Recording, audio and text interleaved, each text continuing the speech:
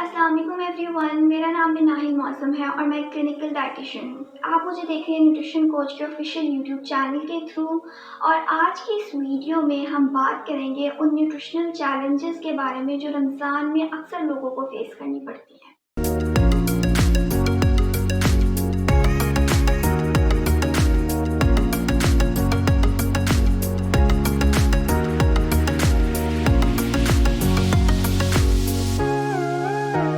हम सबको पता है कि रमज़ान का महीना स्टार्ट हो गया है, जो हमारे लिए बहुत बरकतों वाला और रहमतों वाला महीना होता है। इस महीने में हमारी स्पिरिचुअल ग्रोथ हो रही होती है। इसके साथ साथ रमज़ान में हमारी बॉडी को बहुत से हेल्थ बेनिफिट्स मिल रहे होते हैं, जैसे कि स्ट्रेस लेवल्स कम हो रहे होते हैं, हार्मोनल इम्बैलेंस इम्प्रूव हो रहा होता है। उसके अलावा जितने भी हार्मफुल टॉक्सिन्स होते हैं वो हमारी बॉडी से एक्सक्रीट आउट हो जाते हैं। रमज़ान में वज़न कम करना बहुत ईज़ी हो जाता है। उसके साथ साथ बहुत सी डिजीज़ेज़ के रिस्क जो होते हैं वो कम हो रहे होते हैं। लेकिन ये सब सिर्फ उस सूरत में पॉसिबल है जब हम हेल्दी डाइटरी अप्रोचेस को फॉलो करें, यानी कि एक मतवाज़न ग़िज़ा का इस्तेमाल करें। पर हम क्या कर रहे होते हैं, जैसे कि हमें पता है कि हम रोज़े तो हम पर फ़र्ज़ हैं, लेकिन उसके साथ साथ हम समोसों, पकौड़ों और फ्राइड आइटम्स का इस्तेमाल भी अपने ऊपर फ़र्ज़ कर लेते हैं। मतलब हमारी कोई भी इफ्तारी कंप्लीट नहीं होती जब तक हम लोग कोई भी फ्राइड आइटम का इस्तेमाल ना करें। और ये चीज़ें क्या करती हैं कि हमें जितना फ़ायदा होना चाहिए रमज़ान में, हमारी बॉडी को जितने फ़ायदे मिलने चाहिए उससे डबल हम नुकसान दे देते हैं। तो इसलिए बेहतर है कि हम लोग मतवाज़न ग़िज़ा का इस्तेमाल करें, जिसमें सारे के सारे फूड ग्रुप्स शामिल होने चाहिए, जिसमें हमारे होल ग्रेन्स होने चाहिए, लीन प्रोटीन यानी कि अंडे, चिकन का इस्तेमाल करें। उसके साथ साथ सब्ज़ियों और फलों का इस्तेमाल बहुत करना चाहिए, क्योंकि इसमें वाफ़िर मिक़दार में फ़ाइबर होता है और साथ ही साथ ये बहुत हाइड्रेटिंग भी होते हैं हमारे लिए। डेयरी का इस्तेमाल किया जाए, दूध दही का इस्तेमाल बहुत ज़रूरी होता है। जितने भी हेल्दी फ़ैट्स होते हैं, इसमें हमारे पास वेजिटेबल ऑयल के अलावा हमारे नट्स और सीड्स भी आ रहे होते हैं। इनका इस्तेमाल किया जाए, ये बहुत ज़्यादा फुलफिलिंग भी होते हैं और साथ ही साथ क्या होता है कि इससे हमें बहुत बेहतरीन न्यूट्रिएंट्स मिल रहे होते हैं। उसके अलावा एक दूसरा न्यूट्रिशनल चैलेंज जो हमें रमज़ान में फ़ेस करना पड़ रहा होता है, वो होता है हाइड्रेशन स्टेटस को मेंटेन करना। हमें पता है कि हमने सारा दिन ना कुछ खाना है, ना कुछ पीना है, तो इससे क्या होता है कि और फिर गर्मी भी होती है, तो गर्मियों में क्या होता है कि हमारे पसीने की वजह से हमारे बहुत से मिनरल्स, हमारे जो है वो न्यूट्रिएंट्स होते हैं, वो बहुत ज़्यादा बॉडी से एक्सक्रीट आउट हो रहे होते हैं। और फिर ख़ास तौर पर इफ्तारी में हमें कोई ना कोई ऐसी चीज़ चाहिए होती है जो हमारे हाइड्रेशन स्टेटस को दोबारा से बैलेंस कर ले, उसको मेंटेन कर ले। लेकिन इसके लिए ज़रूरी नहीं कि हम बहुत ज़्यादा एकदम से पानी पी लें, या हम लोग बस पानी पिए जाएँ, जिसकी वजह से क्या होता है कि बहुत ज़्यादा पानी पीने से भी क्या होता है, हमें वो न्यूट्रिएंट्स नहीं मिल रहे होते जो हम बाकी फूड ग्रुप से ले रहे होते हैं। और फिर क्या होता है, डिस्कम्फर्ट सा फ़ील होने लगता है, बहुत ज़्यादा एकदम से पेट भर जाता है और हम ठीक से कुछ खा पी भी नहीं पाते। तो बेहतर है कि हम ऐसे खानों को शामिल करें जो कि हाइड्रेटिंग हो, जिसमें हमारे सारे फल और सब्जियां आ जाती है। डेयरी का इस्तेमाल करें, सहरी में भी इन चीज़ों का इस्तेमाल किया जाए। और कुछ ऐसी ड्रिंक्स होती हैं जैसे कि बहुत शुगरी ड्रिंक्स हो गई, बहुत ज़्यादा कार्बोनेटेड या कैफ़ीन कंटेनिंग ड्रिंक्स होती हैं, उनके इस्तेमाल से परहेज़ करें। क्योंकि ख़ास तौर पर जितनी भी कैफ़ीन कंटेनिंग ड्रिंक्स होती है, जैसे चाय और कॉफ़ी हो गई, ये क्या करती है, डाययूरेटिक के तौर पर काम कर रही होती है और हमारी बॉडी में से जो पानी होता है उसको बहुत तेज़ी से एक्सक्रीट आउट कर देती है। मतलब थोड़ी देर बाद सारा का सारा पानी जो होता है निकल जाता है और डिहाइड्रेशन कॉज कर रही होती है। तो इन चीज़ों को हम लोग रमज़ान में जितना हो सके अवॉइड करें, हमारे लिए बेहतर है। और ऐसी चीज़ों का इस्तेमाल करें जो कि हाइड्रेटिंग होती हैं, जिसमें हमारे डेयरी आ गए, फ्रूट्स और वेजिटेबल्स आ गए, तो ज़्यादा बेहतर होता है।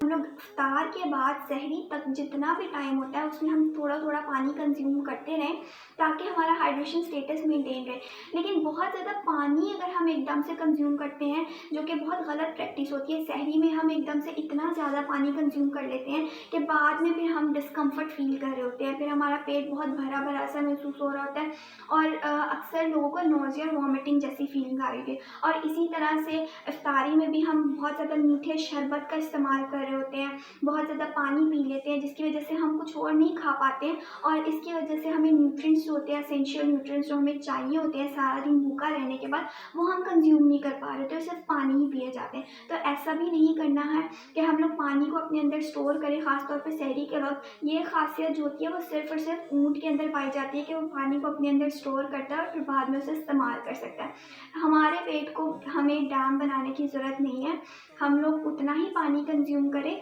जितना कि हम नॉर्मल रूटीन में उस वक्त सहरी में कंज़्यूम कर सकते हैं, और उसके बाद जो अफ्तारी के वक्त भी हम नॉर्मल अमाउंट में ही पानी इस्तेमाल करें, और फिर जितना सहरी के वक्त तक हमारे पास टाइम होता है उसमें हम वक्फे वक्फे से पानी का इस्तेमाल करते रहें तो बेहतर होता है। उसके अलावा जो तीसरा न्यूट्रिशनल चैलेंज होता है वो होता है ओवर ईटिंग। अक्सर ऐसा होता है कि हम सहर और इफ्तार में बहुत ज़्यादा ओवर ईटिंग कर लेते हैं, ये सोच के कि भाई सारा दिन हम भूखे रहे हैं या हमने भूखे रहना है, तो हम ओवर ईटिंग कर लेते हैं, जिसकी वजह से क्या होता है कि न्यूट्रिएंट्स होते हैं वो ठीक से हमारी बॉडी में एब्जॉर्ब नहीं हो रहे होते, या बहुत सी न्यूट्रिशनल प्रॉब्लम्स हो रही होती हैं, नोज़िया और वॉमिटिंग का मसला हो रहा होता है। मतलब हम लोग एक बंदे की बजाय दो दो बंदों का खाना जो है वो सहरी में इफ्तारी में खा रहे होते हैं, और जिसकी वजह से हमें फ़ायदा होने के बजाय नुकसान हो रहे होते हैं। तो बेहतर है कि हम खानों को नॉर्मल पोर्शंस में डिवाइड कर लें, स्मॉल मील्स लें, ख़ासतौर पर इफ्तारी में हम स्मॉल मील लें और उसको अच्छे से चबाएँ, और फिर बाद में हम थोड़ा गैप दें, नमाज़ पढ़ने के बाद फिर हम लोग डिनर कंज्यूम कर लें, तो वो बहुत बेहतरीन होता है। लेकिन अगर हम इफ्तारी में एकदम से बहुत ज़्यादा लार्ज मील कंज्यूम कर लेते हैं, ठीक है, तो उससे क्या होता है कि हमारा पेट जो होता है वो एकदम से भर जाता है, पानी का भी इस्तेमाल ज़्यादा करें, अगर खाना भी ज़्यादा करें तो न्यूट्रिएंट्स ठीक से बॉडी में एब्जॉर्ब नहीं होंगे और हमें कोई फ़ायदा तो नहीं होगा, उल्टा नुकसान होगा कि हमारा स्टमक अपसेट हो जाएगा। और फिर बाद में अक्सर पेशेंट्स जो होते हैं वो शिकायत कर रहे होते हैं कि उनके पेट में दर्द हो रही है या फिर कोई ना कोई इशू जो है वो हो रहा होता है, नोज़िया वॉमिटिंग का इशू बहुत कॉमन हो रहा होता है। तो इन चीज़ों से परहेज़ किया जाए। और उसके बाद हमारे पास अक्सर पेशेंट्स ऐसे भी आ रहे होते हैं जो कहते हैं कि हमें बहुत ज़्यादा फूड क्रेविंग्स हो रही होती हैं आधी रात को, हमारे क्योंकि ऑब्वियसली रमज़ान में क्या होता है कि एकदम से आपकी डाइटरी रूटीन चेंज हो जाती है, तो हम क्या करते हैं कि सहरी और इफ्तारी के बाद हम लोग हमने अपना एक कल्चर सेट कर लिया हुआ है कि हमने इफ्तारी से लेकर सहर तक जागना है, और उस जागने के दौरान हम लोग कुछ ना कुछ कंज्यूम करते रहते हैं, कुछ ना कुछ। और ख़ास तौर पर वो चीज़ें क्या होती हैं, हम लोग बाहर से ऑर्डर्स कर लेते हैं, हम फ्राइड आइटम्स का इस्तेमाल कर रहे होते हैं, या फिर हम लोग बर्गर्स, पिज़्ज़ाज़ और बेकरी आइटम्स का इस्तेमाल कर रहे होते हैं, जो कि हमें कोई फ़ायदा तो बिल्कुल नहीं दे रही होती, उल्टा नुकसान दे रही होती है और हमारी हेल्थ को और ज़्यादा ख़राब कर रही होती है। तो बेहतर है कि हम अपने स्लीप साइकिल को रेगुलेट करें। स्लीप अगर डिस्टर्ब्ड होगी, रेगुलेटेड नहीं होगी, हार्मोनल इम्बैलेंस हो रहा होगा, तो उल्टा हमें नुकसान हो रहा होता है, ठीक है। और इससे क्या होता है कि फिर हम लोग तो दिन को रात समझ रहे होते हैं, सारा दिन हम सो जाते हैं और रात को हम दिन समझ के सारी रात हम जाग रहे होते हैं, जो कि बिल्कुल सही प्रैक्टिस नहीं है। ऑब्वियसली हमें क्या करना होता है कि डिनर हमें चाहिए कि हम टाइम पर कंज्यूम करें, उसके बाद 2 से 3 घंटे तक हम लोग ने जो भी इबादत करनी है अपनी बॉडी को, अपने स्टमक को, उतनी देर में हम रेस्ट कर दे देते हैं और फिर हम क्या करें, सो जाएं सहर तक। अगर फिर भी फूड क्रेविंग्स ऑब्वियसली हो रही होती है, भूख ज़्यादा लग रही होती है कुछ लोगों को, तो हम उनको यही रेकमेंड करते हैं कि वो कुछ ऐसे स्नैक्स कंज्यूम करें जो न्यूट्रिएंट डेंस हो। जैसे कि हम लोग उनसे ये कह सकते हैं नट्स को कंज्यूम कर सकते हैं, फ्रूट्स को कंज्यूम कर सकते हैं, वो फाइबर रिच भी होते हैं, आपको बार बार दोबारा भूख भी नहीं लग रही होती और आपकी क्रेविंग्स भी बहुत हद तक कम हो जाती है। तो इस तरह की चीज़ों का इस्तेमाल करें, बजाय इसके कि हम लोग बाहर से ऑर्डर्स करके वो बर्गर्स और पिज़्ज़ाज़ मंगवा रहे हैं और फिर हम अपनी हेल्थ को उतना ही ख़राब कर रहे होते हैं।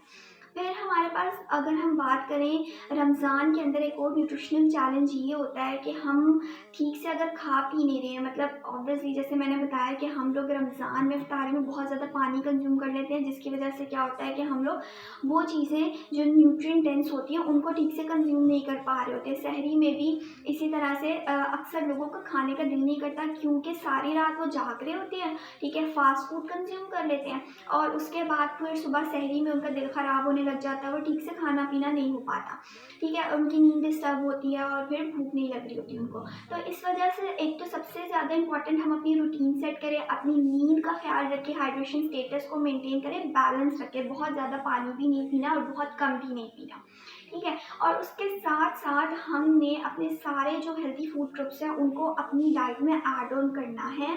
मतवाज़न ग़िज़ा का इस्तेमाल करना है ताकि हमारी न्यूट्रिएंट नीड्स भी पूरी होती रहे। क्योंकि अगर हम लोग अपनी न्यूट्रिएंट नीड्स पूरी नहीं करेंगे, न्यूट्रिएंट डेंस फूड का इस्तेमाल नहीं करेंगे, तो हम देखेंगे कि मिड में ही आकर रमज़ान के या फिर दूसरे अशरे में, तीसरे अशरे में हम लोग बहुत वीक फ़ील करने लग जाते हैं। हमारे एनर्जी लेवल्स एकदम से डाउन हो जाते हैं और हमसे कोई भी काम भी नहीं हो पा रहा होता और ना हम इबादत ठीक से कर रहे हैं, ना हम अपनी दूसरी एक्टिविटीज़ को ठीक से परफ़ॉर्म कर रहे होते हैं। तो जो लोग ऐसे होते हैं कुछ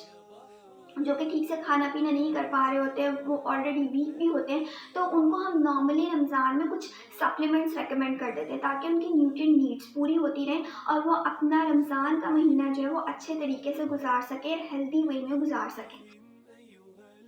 इसलिए बहुत ज़रूरी है कि हम लोग इन सब न्यूट्रिशनल चैलेंजेस को ओवरकम करें, ठीक से मैनेज करें और हेल्दी डाइटरी अप्रोचेस जो हैं उनको अपनाएं ताकि हम एक बेहतर तरीके से हेल्दी वे में रमज़ान को गुजार सकें और अपनी बॉडी को भी हेल्दी रख सकें। अगर आपका कोई भी क्वेश्चन है तो आप नीचे कमेंट बॉक्स में पूछ सकते हैं। फर्दर अगर आप डिटेल कंसल्टेशन लेना चाह रहे हैं तो न्यूट्रिशन कोच की ऐप के थ्रू हमसे कांटेक्ट कर सकते हैं, जिसकी इन्फॉर्मेशन नीचे डिस्क्रिप्शन बॉक्स में गिवन है और हमारी स्क्रीन पे भी अपीयर हो रही है। मज़ीद ऐसे इंटरेस्टिंग वीडियोज़ के लिए हमारे चैनल को सब्सक्राइब करें। अपना ख्याल रखिए। अल्लाह हाफ़िज़।